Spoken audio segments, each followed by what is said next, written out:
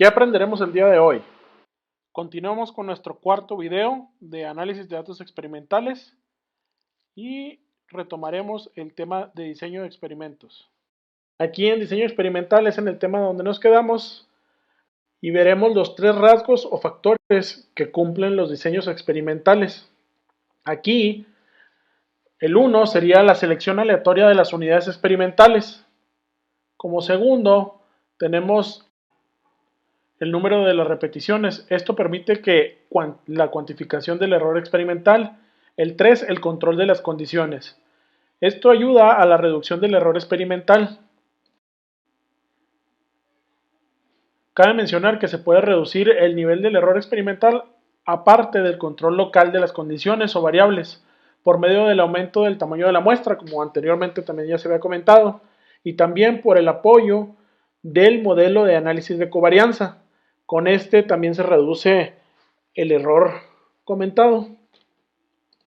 Ahora aquí vemos cómo elegir un diseño de investigación para mi investigación. En sí, se envuelve básicamente en la identificación del problema establecido en el tiempo y el espacio, la población que se quiere analizar, delimitada por el alcance y las variables que vamos a investigar o estar midiendo, y el enfoque como se le quiera dar en cuestiones basado en el paradigma que se quiere generar con ese enfoque, o sea, la metodología en sí, y el diseño que se pueda adaptar o adaptar a la condición que queremos.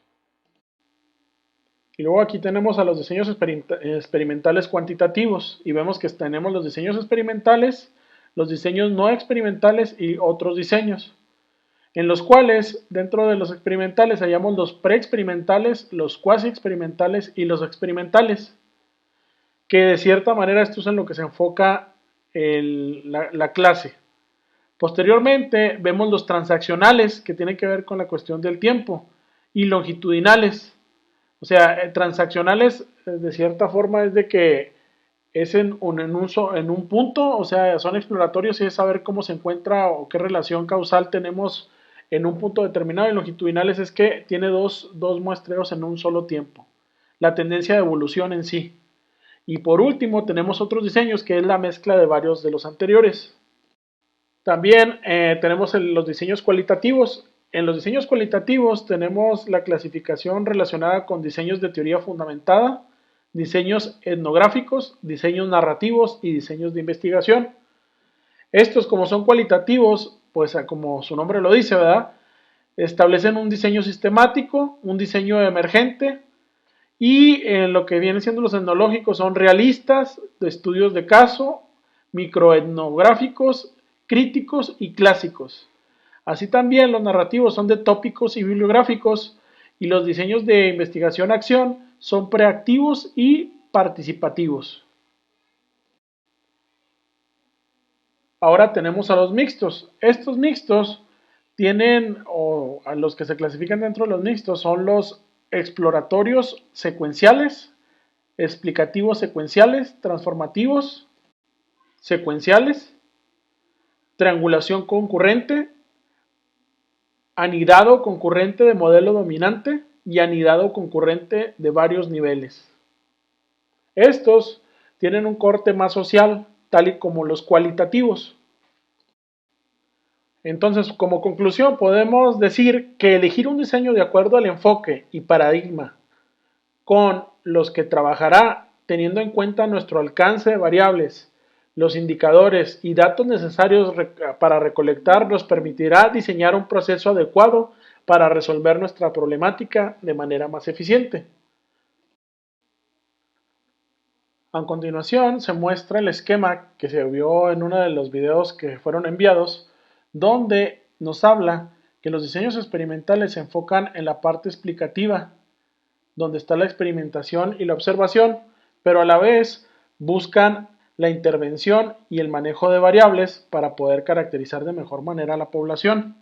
Asimismo, se presenta el esquema donde se muestra la variable categórica, que son los tratamientos, la variable o el control fijo, que se vuelven los bloques, y el control aleatorio, que son las covariables.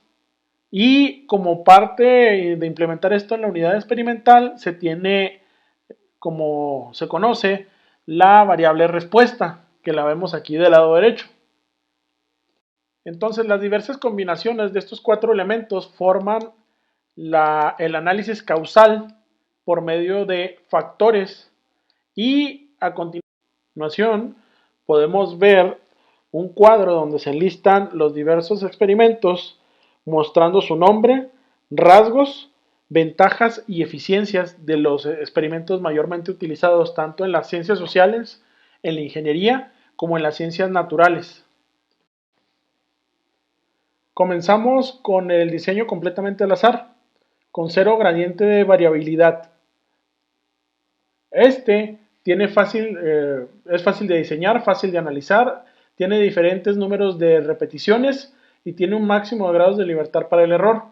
Es 100% de eficiencia. El diseño de bloques al azar con un gradiente de variabilidad reduce la varianza del error, facilita analizar, es más flexible y más preciso.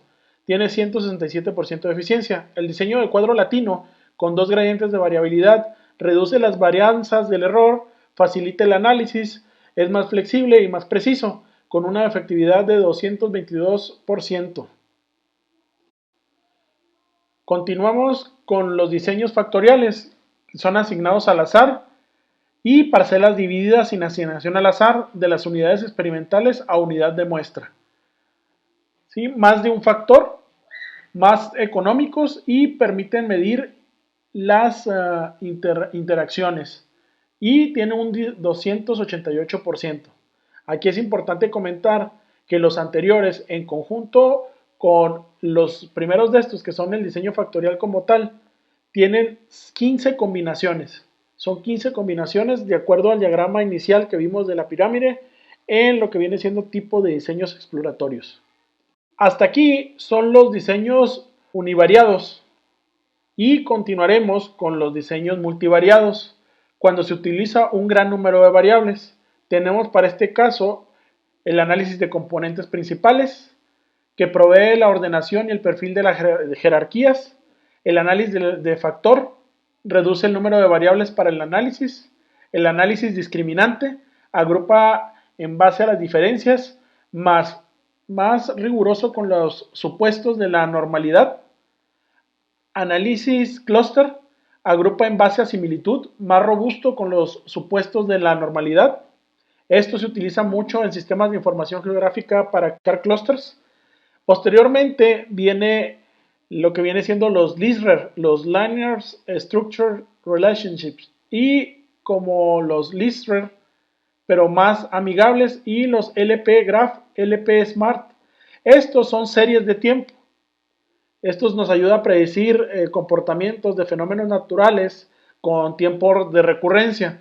Esto busca linealizar las interacciones entre las variables y intercambia las variables independientes a las dependientes y viceversa para ver qué variable tiene más peso para poder dar una predicción. Y posteriormente vienen las correlaciones canónicas. Estas se hacen para saber qué variable tiene mayor peso, ¿sí? En sí busca las interacciones entre gran número de variables para ordenar, por ejemplo, por Pareto, cuáles serían las variables que hay que analizar para no analizar todas las variables en su conjunto, porque sería muy costoso.